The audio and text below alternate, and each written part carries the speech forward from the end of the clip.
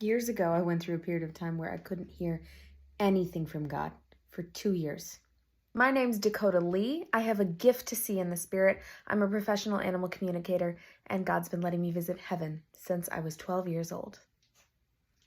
I was in college, and I felt like God broke my heart.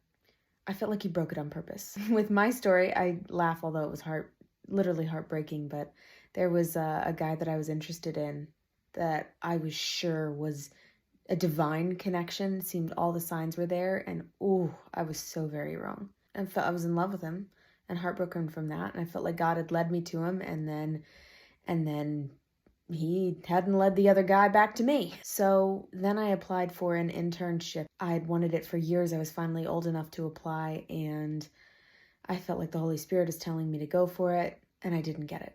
And then there were a couple other things happening. They were smaller, but it just felt like God was on purpose leading me into brick walls that I didn't know were going to be there. And especially after that internship, trying to nurse my really broken heart over that guy, I yelled at God. I yelled at Jesus. The night of not getting that internship, and I closed my eyes and angrily, I was like, Jesus! And for me, I saw him appear. In the spirit, I took my right arm and I punched him. I was so mad. And he just took it and looked at me. And then I took my arm and I punched his arm again. And at that point, he looked me right in my eyes and said, ow. And that threw me back a little bit. I said, how could you let me do this? How could you do this to me? We had a deal. We had a deal and you broke the deal. You weren't going to lead me into these situations, have all the hope, and then crush me like this. And the thing is, I was so angry. I didn't even let him finish what he was explaining.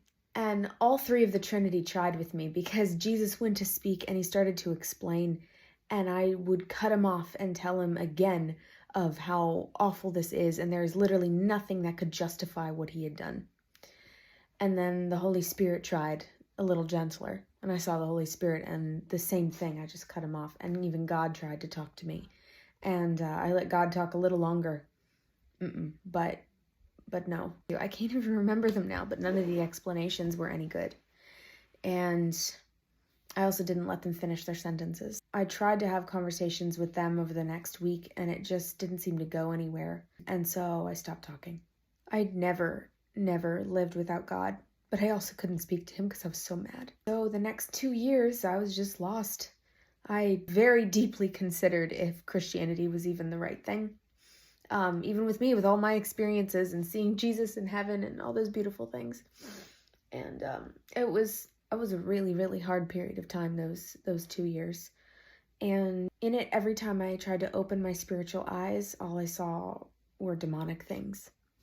I didn't see Jesus, and I was lost, and I was crying out for help, but at the same time, I didn't trust God.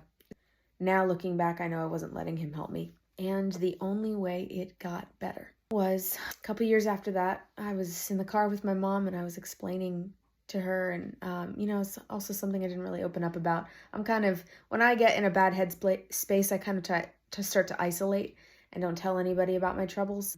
Something I'm working on.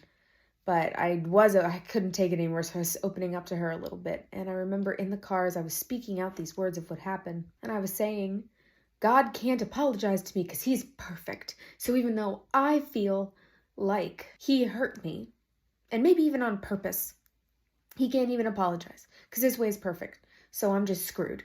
That's basically how I felt. And when I said those words out loud, it kind of dawned on me, well, maybe that's not how it has to be. I opened up to God for just a minute, and it was just long enough for me to hear him say, I'm sorry.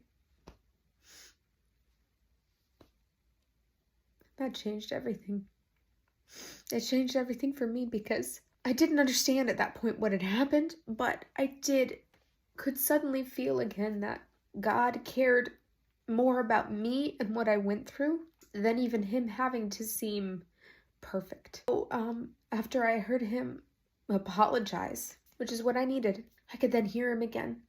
And he eventually told me what had happened. And one important thing I got from that is God does not have control of this world. Look around. But he does have influence. And so no, he didn't do those things to me. And a couple of those things, especially with that boy, I was bent on finding somebody, and he found the person that would hurt me the least, because I wasn't ready to meet my husband. But that only came after I heard God apologize to me. I'll be bold here and say that if you are angry at God, then his apology to me extends to you. Hear him say, I'm sorry. I'm sorry.